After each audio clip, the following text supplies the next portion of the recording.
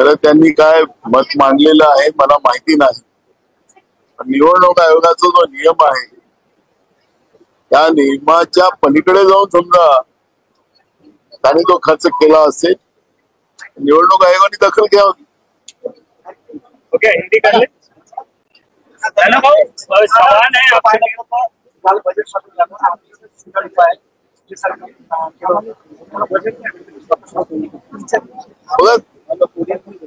शिंदे सरकारने ज्या काही घोषणा केल्या त्या सगळ्या घोषणा आता बंद करायचा फडणवीस सरकारने निर्णय घेतलेला आहे. त्यांच्या आमदारांना जे Y+ सिक्युरिटी दिली होती ती फडणवीस सरकारने बंद केली, पण भाजपच्या आमदारांना आणि त्यांच्या बगलबच्च्यांना अजूनही महाराष्ट्रामध्ये Y+ सिक्युरिटी चालू आहे. म्हणजे फडणवीस आणि शिंदे यांच्या दोघातला वाद त्या ठिकाणी आपल्याला पाहायला मिळते आहे. योजनातला जो विषय आहे, आनंद सीधा असेल,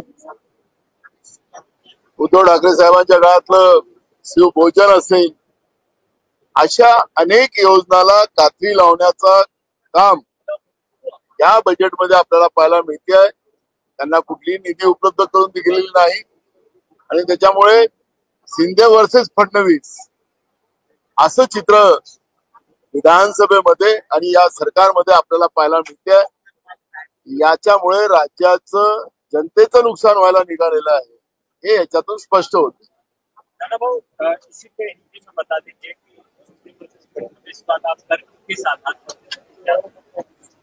देखो, जो एकनाथ शिंदे ने जो योजना शुरू की थी, आनंद सीधा हो या उद्धव ठाकरे जी के समय में शिवशाही भोजन हो, इस तरह के कई योजना जो थी पब्लिक के लिए जो लाई गई थी, वो सब योजनाओं को बंद करने का निर्णय ये बजट में देखने को मिल रहा है, क्योंकि बजट में कोई प्रोविजन किया गया नहीं. शिंदे वर्सेस फडणवीस ये बजट में देखने को मिला है. शिंदे सरकार में जो कोई योजना शुरू की थी उसको स्टे देने का काम फडणवीस सरकार कर रही है. और दूसरा एक है कि जो शिंदे के जो विधायक थे उनको Y+ सिक्योरिटी दी गई थी, वो सबके सब फडणवीस सरकार ने निकाल दी. लेकिन भाजपा के जो बगल बच्चे हैं, जो विधायक है, सांसद है, उनको Y+ की सिक्योरिटी चल रही है.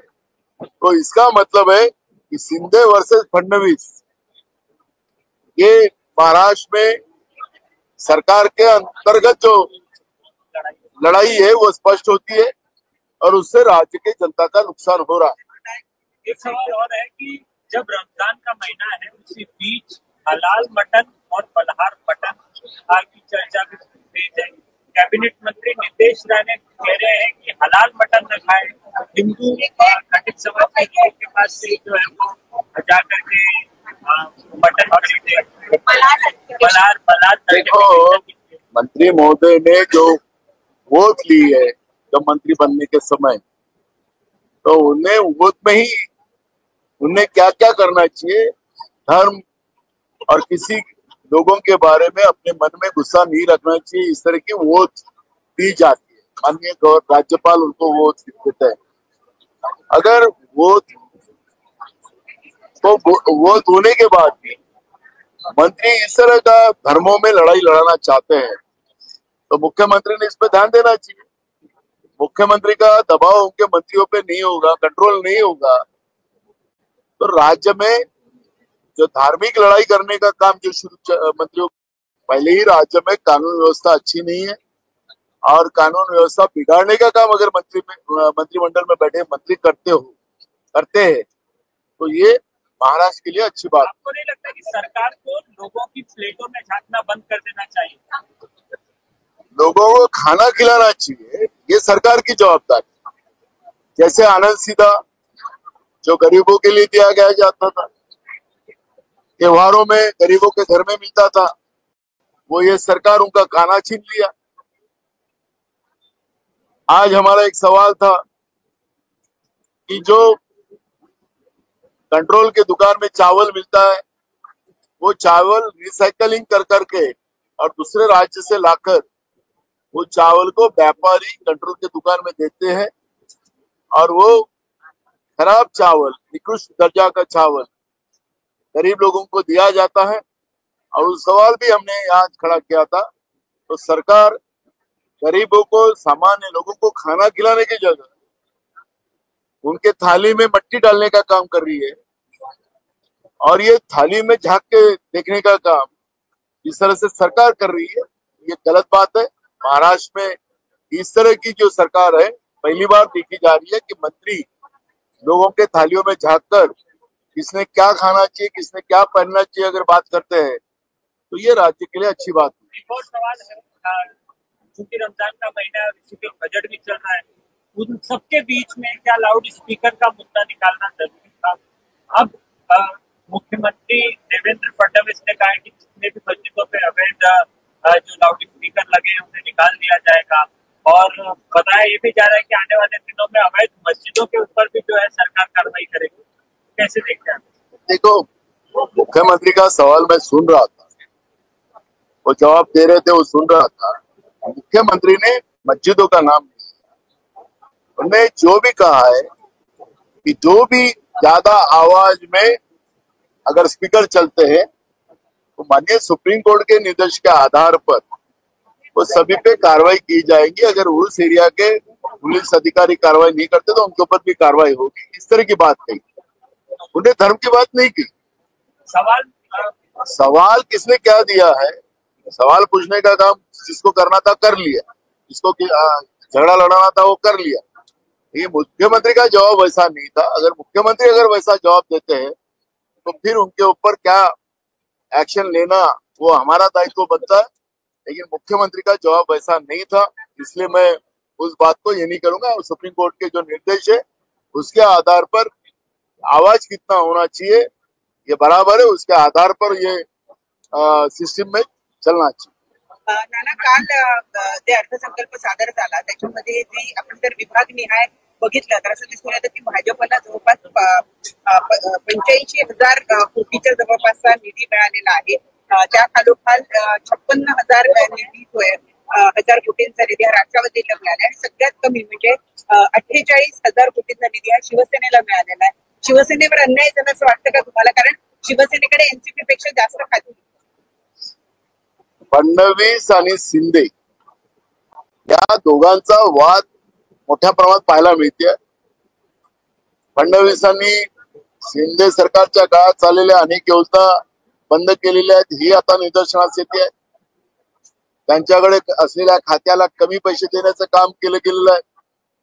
त्यामुळे शिंदे आणि फडणवीस वाद हा आता राज्यासाठी घातक ठरतो आहे आणि त्यामुळे राज्याचं नुकसान व्हायला लागलेलं हे आपल्याला पाहायला मिळतं। गणेश नाईकांनी सुद्धा कल्याण मधली 14 गावं जी आहेत जी नवी मुंबईमध्ये करावी, कारण आमच्यावर वेगवेगळे प्रकल्प लादले जातात, जे प्रकल्प आम्हाला नको आहेत तेही आमच्यावर लादले जातात असं कारण सांगून 14 गावं जी आहेत ती नवी मुंबईमध्ये करावी, कल्याण मधून काढून अशी मागणी केली। राज्याच्या मंत्रिमंडळात असलेले गणेश नाईक आणि माजी मुख्यमंत्री एकनाथ शिंदे आणि राज्याचे आताचे उपमुख्यमंत्री एकनाथ शिंदे हे सुद्धा ठाणे जिल्ह्यात। आता हा ठाणे जिल्ह्यातला वाद हा आता सरकारमध्ये आलेला आहे।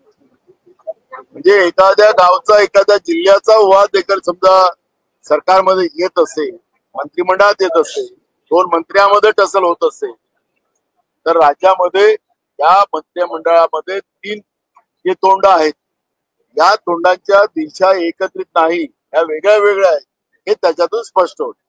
Sir, all India Muslim person Congress का एक बयान सुर्खियों में बयान करते हैं कि अगर वक्त को इम्प्लीमेंट होता है देश भर में शाही बाग जैसा तस्वीर। देखो, सरकार, केंद्र की सरकार जो इसी धर्म को कमजोर करने की बात कर रही है, वक्फ बोर्ड ये मुस्लिमों के, उनके लोगों ने दी हुई जमीन के ऊपर उनकी जमीन सुरक्षित रखने के लिए और धार्मिक व्यवस्था को मजबूत करने के लिए ये वक्फ बोर्ड की निर्मित हुई। लेकिन केंद्र की नरेंद्र मोदी की सरकार मुस्लिमों के अधिकार को कम करने के काम कर रही है। तो उसका विरोध पूरे देश में और हम विरोधी पार्टी के लोगों ने भी किया है। कोई भी धर्म हो, हिंदू हो, मुस्लिम हो, सिख हो, ईसाई हो, ऐसे किसी धर्म को टारगेट करने का काम सरकार का नहीं होता। ये तो सिर्फ मुस्लिमों को ही नहीं, ये तो हिंदुओं को भी नहीं छोड़ रहे। हिंदू के मंदिर इन लोगों ने सरकार के कब्जे में ले ली। अपने मुंबई की प्रसिद्ध मंदिर जो है सिद्धिविनायक जी, वो मंदिर भी सरकार ने अपने कब्जे में ले लिया। पंढरपुर की हमारी जो महाराष्ट्र के दैवत है विठल रुक्माई जी, विठल मंदिर भी अपने कब्जे में ले लिया। तो बीजेपी जो है वो ना हिंदू धर्म को साथ देती है, ना मुस्लिमों को देती है, ना किसी को नहीं। ये कुछ मुट्ठी भर नेताओं, मुट्ठी भर उद्योगपति को साथ देने का काम बीजेपी करती, ये बार बार स्पष्ट हो रहा है। तो मुस्लिम ही नहीं तो हिंदू भी टारगेट बीजेपी कर रही है, और ये करने का अधिकार संविधान ने इनको दिया नहीं है। और वो वक्फ बोर्ड का कानून जो उनके विरोध में, उनके पूरे अधिकार कम करने का कानून जो केंद्र सरकार लाना चाहती है, वो ना करे, इतनी सलाह हमारी वो है।